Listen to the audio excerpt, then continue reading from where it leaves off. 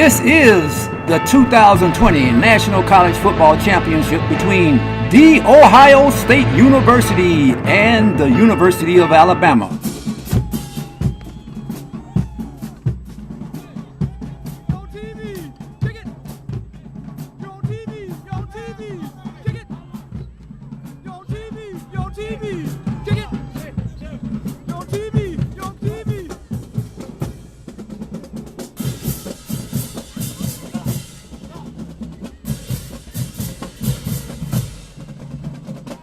Your host tonight is LeGrant Anthony, a former black blue chip college football player and retired trial attorney. You are listening to the real black college football commentator, the only college football commentator with the audacity and insight to articulate the true behind-the-scene historical development of the top 20 college football teams in America. This is the real black blue chip football commentator speaking from a black perspective. This is the only place you will learn why HBCUs, that is historically black colleges and universities, are not playing for the national championship tonight. Let's get with it.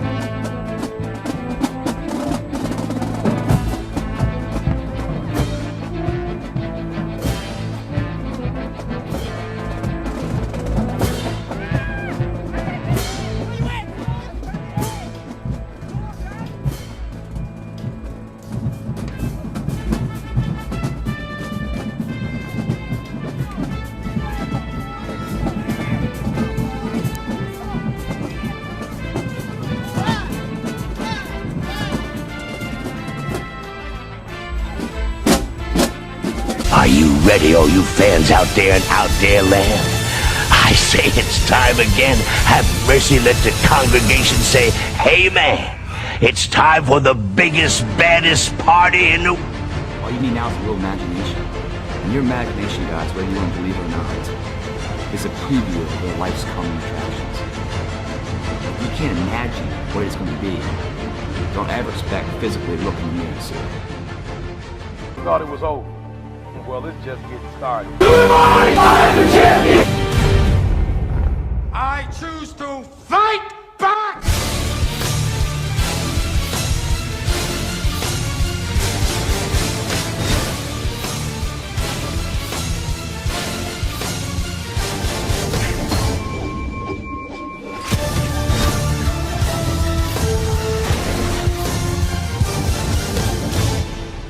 I'm coming.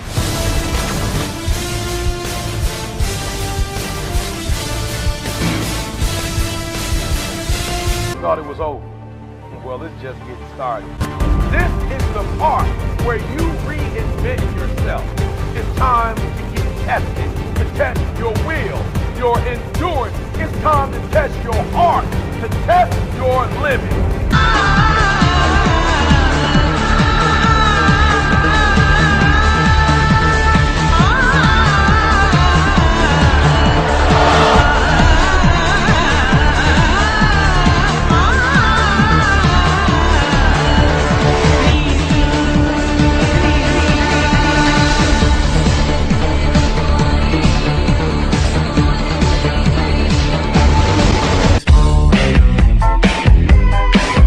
Touch this.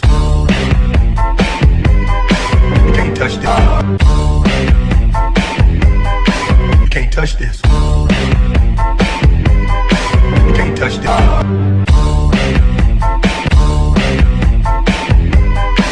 Can't touch this.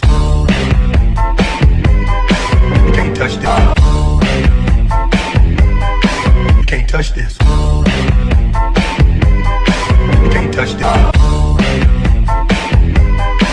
Can't touch this. Can't touch this. Can't touch this. Can't touch this.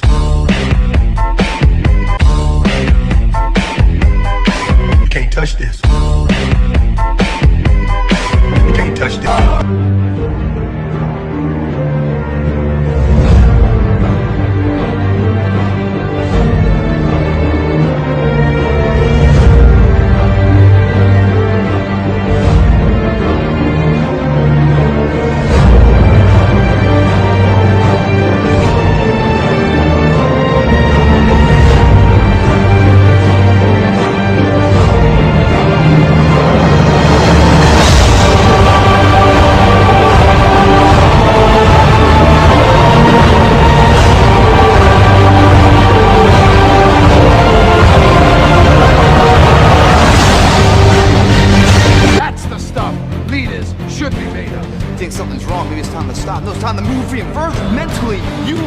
believe it before you physically start. I choose to rise, not fall. I choose to live, not die. The day will be that day. Not tomorrow, not next week, but right now, right here. Belief will change my world. History will remember me. I will define myself. I will never go out, not knowing I've given everything I've got. Because who am I? I am the champion. I choose to fight back. All right, here we are live broadcasting with the real black college football commentator in the national championship between Alabama and Ohio State 2020. A broadcast that you cannot receive on TV or anywhere else. This is the black perspective with the real black college football commentator just for you. We just got the kickoff and Ohio State has the ball. We just got the kickoff, and Ohio State has the ball first and 10 on about the 25-yard line, and hands off to number 8, which after picking up about 3 or 4 yards, he's tackled by a fired-up Alabama team. Now, let me tell you something here. If Ohio State's going to win this game, they're going to have to come out with their burners burning and bring that smoke from the beginning. They got to come out like it's a life-or-death situation. 2nd and 8, and this fool throw the ball, and it's batted down by an Alabama defender in the backfield. I need to see a little bit more energy on the side of Ohio State. They seem to be a little bit too relaxed. Fields was just absolutely not attentive in that last play. Run, nigga.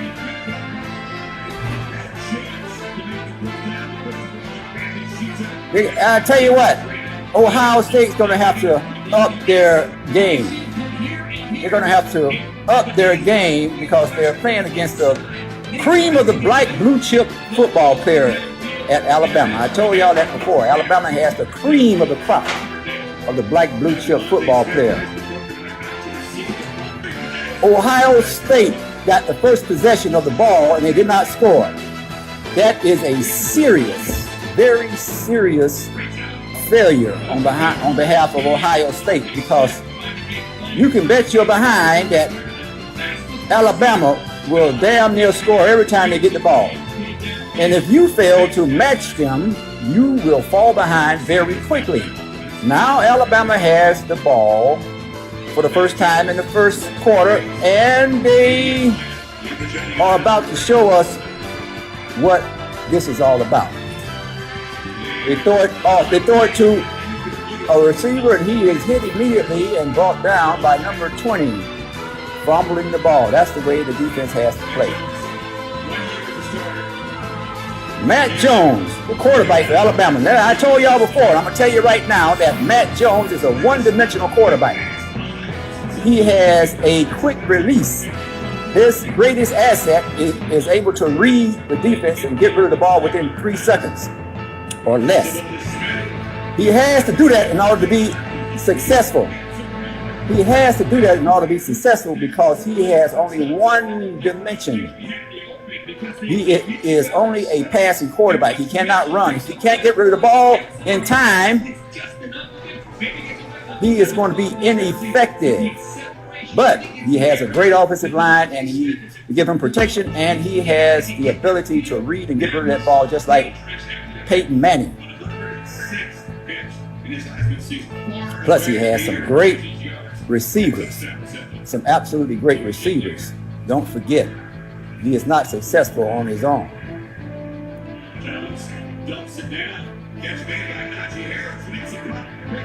I tell you what, Alabama is moving that ball the way I told y'all they would do. Oh, Lord, listen to this nigga right here. Trey Sermons is in the Ohio State locker room hurt. Seems like his damn shoulder been messed up. This fool arm is messed up, and now their Ohio State running back is out of the game. While Alabama running backs are beginning to show us what a running back can do. Let's see. All right, what we got here? Got 2nd and 8. Alabama has the ball. They hand it off to Harris. Harris comes to the outside and let's do what he want to do. Got a first down inside the 30, and Alabama is about to score, like I told y'all. They have the cream of the black blue chip football player. And if you're going to play them, you're going to have to come out there with all your chambers firing off at the same time.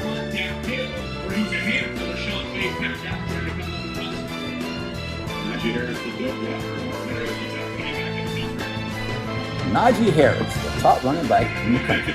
All right, here go a ball here, pass to this man here. And the receiver and the defender does a good job. Does a good job in defending that play. But he should have, I would have closed in on the ball, but he got ready to catch it. He saw he was going to catch it. Now close in, fool. No, he want to be sure. He want to be careful. Make sure he gets it.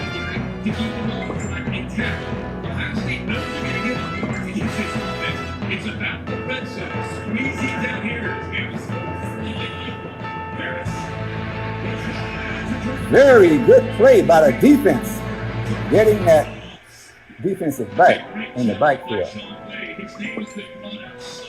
This week, he's back here. You can see he's lined up against Mechie. Mechie goes inside to pick up the safety. They want to challenge the corner. The reason Mechie blocked the safety is because safeties are more physical. They want to make the corner Very good play there.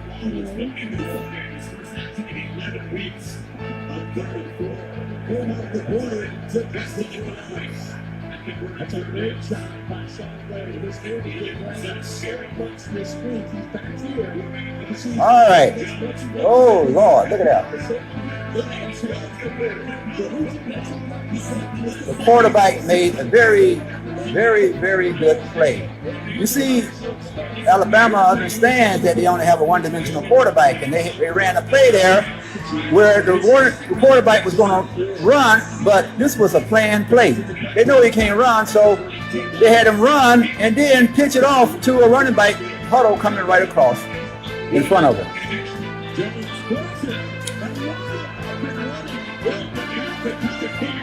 Yes.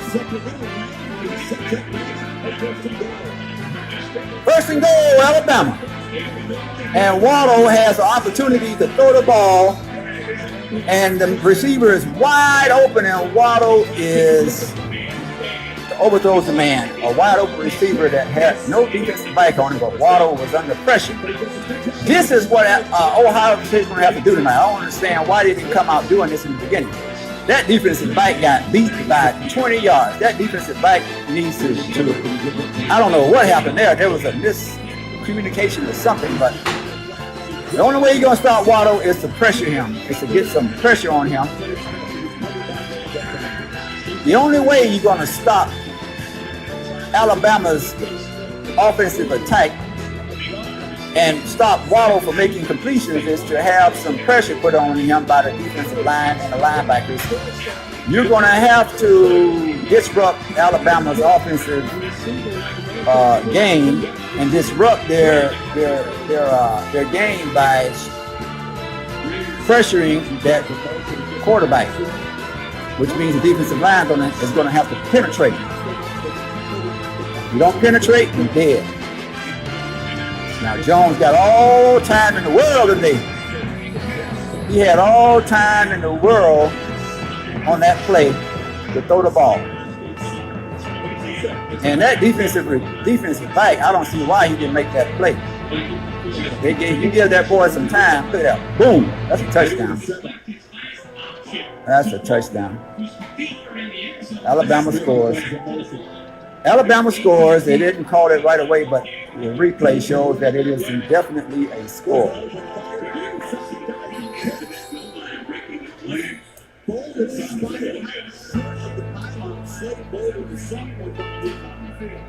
Back to the ball because he said that might have been a touchdown. From his right, just before gets pressure from Simon Friday, all the way back to his left, his last option. That was a touchdown. Deeper in the end zone, but has to come back to the ball. There's the AT&T 5G. Yes. again. We got a commercial. We got a commercial right now, so what I'll do right now during this commercial is give y'all the commentation that you won't receive anywhere else. I'm going to give y'all the commentation that nobody else will give. And that's the fact that what you're seeing tonight is two HBCU football programs that have been robbed of their players and now have been transferred from their home HBCU college football program to predominantly white football programs that excluded them before legal segregation was made illegal. What you're seeing tonight are all black football players playing for predominantly white football programs. These all black football players were legally excluded and not recognized while they played for HBCUs. Before 1964, all of these black blue chip football players you're seeing tonight playing for Ohio State and Alabama had to play for HBCUs by law. However, those powerful HBCU football programs were not recognized and did not receive any recognition or deference. Only the inferior, all-white football programs of Alabama, Ohio State, Michigan, Florida, and other predominantly white football programs were deemed the top 20 teams in the country, despite the fact that they were all-white boys playing for these all-white teams. You must understand, what you're seeing tonight is the promotion, aiding and abetting, and the perpetuation of institutional racism. It is a good game to watch, but what you must understand is that what you're watching tonight is the manifestation of institutional racism, whereby you have all of the black football players from the HBCUs now playing for these predominantly white football programs and making them billions of dollars. These programs make millions of dollars each year because they are the top ranked teams in the country. All right, here come Alabama touchdown. I told you, Alabama will score damn near every time they get the ball, if not, in fact, every time. It is incumbent upon Ohio State to score every time they get the ball. Ohio State cannot get the ball on offense and fail to score because Alabama will take advantage of that failure and put 7 points on the board when they get the ball. Yes. Alabama has drawn first blood, they say. Alabama is about to show you what the cream of the black blue chip football player is all about. Now you want to see some dynamic football players. That was the 1975 Iowa State University linebacker squad. 1975 Iowa State University linebacker squad. And the number one linebacker of that squad. And there's number 51. Yep. Bob Police, Tex, Brad Storm, Crazy Bruce Beeman, Jornoff, Allen. I forgot that boy name, 36. Yep, there it is. Iowa State, 1975. Yep. But here we are, 100 years later, as black blue chip football players were taken up to Iowa State to perpetuate institutional racism, and we in fact received institutional racism on a wholesale level at Iowa State as football players. We had black All-Americans being benched and sidelined so that white, inferior, far less qualified white players could play in front of these black blue chip football players that were All-Americans.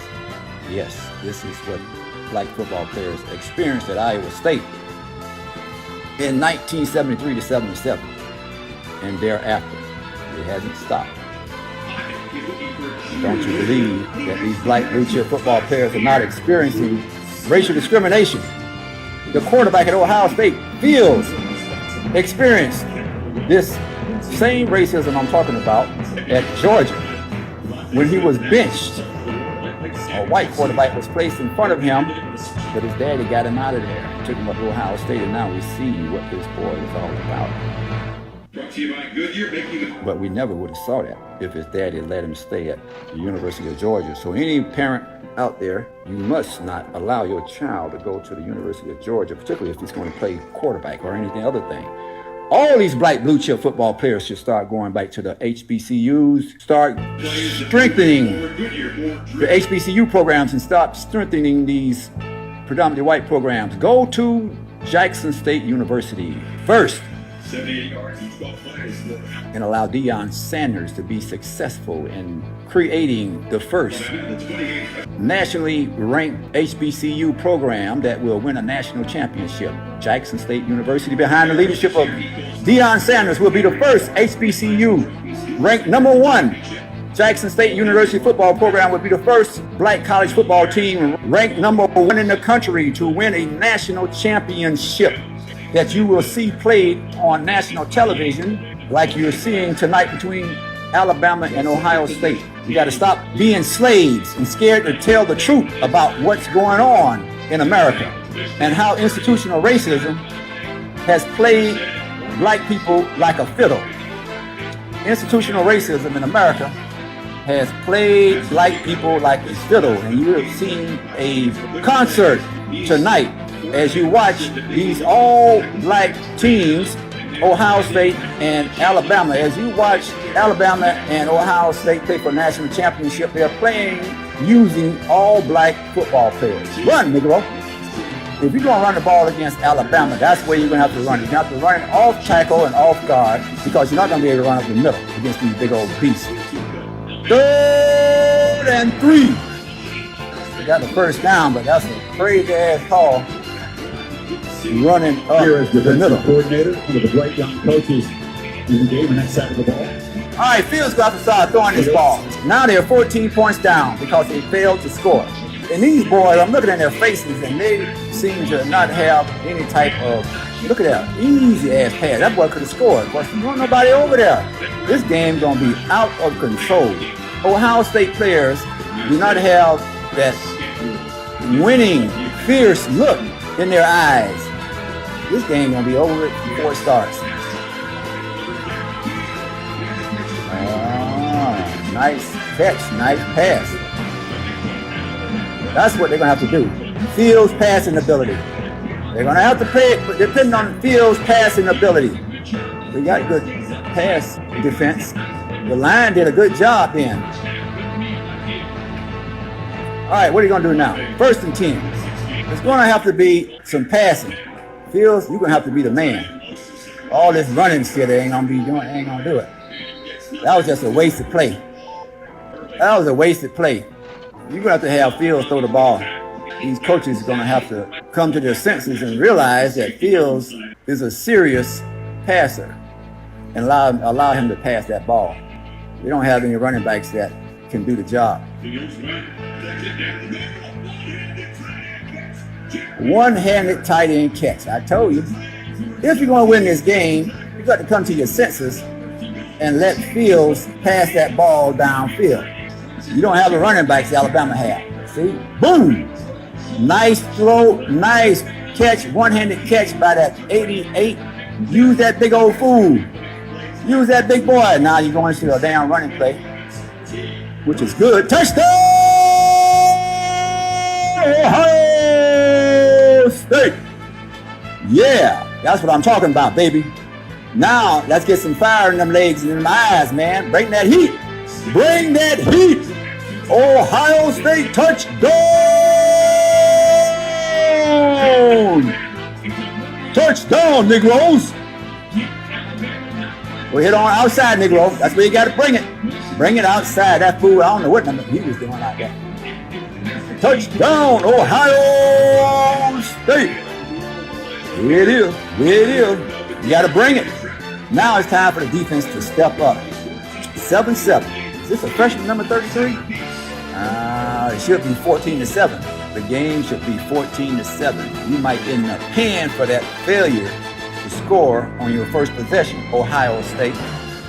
I told you, and I'm telling you again, you're playing against the cream of the crop. Ohio State. You're playing the cream of the crop. Ohio State. You got to bring a game that you ain't never bought before. Ohio State, you got to bring a game that you never brought before. You got some big old studs down there in Alabama. Just warming up. They just warming up. Commercial time. Commercial time. It's time for you all as black fans, black parents, to realize that you have been played, and the result is you're losing. You've lost billions of dollars because you are sending your black blue chip children to these predominantly white football programs, and these college programs are the ones that are making these billions of dollars. It's not the players, it's the college programs, it is the institutions that are receiving these billions of dollars, because your black children are the only assets in this country that allow them to be the top 20 teams in the country. Why do you Negroes not recognize that you have college football programs at the HBCUs that can be playing on national TV? Why are you Negroes? Why are you Negroes not? Why are you not allowing your children to be the assets that bring the greatness back to the HBCU college football program and to the black community? Why are you not sending your children to HBCUs so that you and your children and the black community can receive the type of recognition that they deserve? Your black children are making white supremacy possible. It is your children that are making it possible for institutional racism to be effectuated with your approval. Yes, institutional racism is now being effectuated with the express consent and approval of black parents and black football fans. You have removed the superior black blue chip football player from the HBCUs and allowed them to be taken to these predominantly white football programs, and you are cheering on the effectuation of white supremacy. You have denied the HBCU football programs, these black blue chip football players, and the billions of dollars that are generated by the presence of these black football players. Yes, black people, you are practicing a self-destructive behavior. Yes, black people, you are practicing a self-destructive behavior. Devontae Smith makes it Navaji Williams. It's some bad boys. Yeah, see, you got to put these niggas out the game. See, you got to hit them. You got to hit them. You got to hit them so hard that you put them out the game. Otherwise, they're going to hurt you. All right, let's see what this one-dimensional quarterback of Alabama is going to do. He's getting great pass protection. And if you give him that kind of pass protection, it's going to hurt you. You cannot give him that kind of pass protection.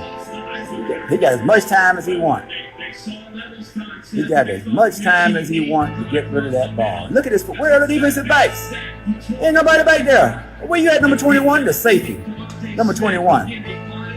I tell you, it is the defensive backfield of Ohio State that is going to lose this game. He got there late, and then they tackle nobody when he got there. Number 21. It is the defensive backfield that's going to lose this game for Ohio State.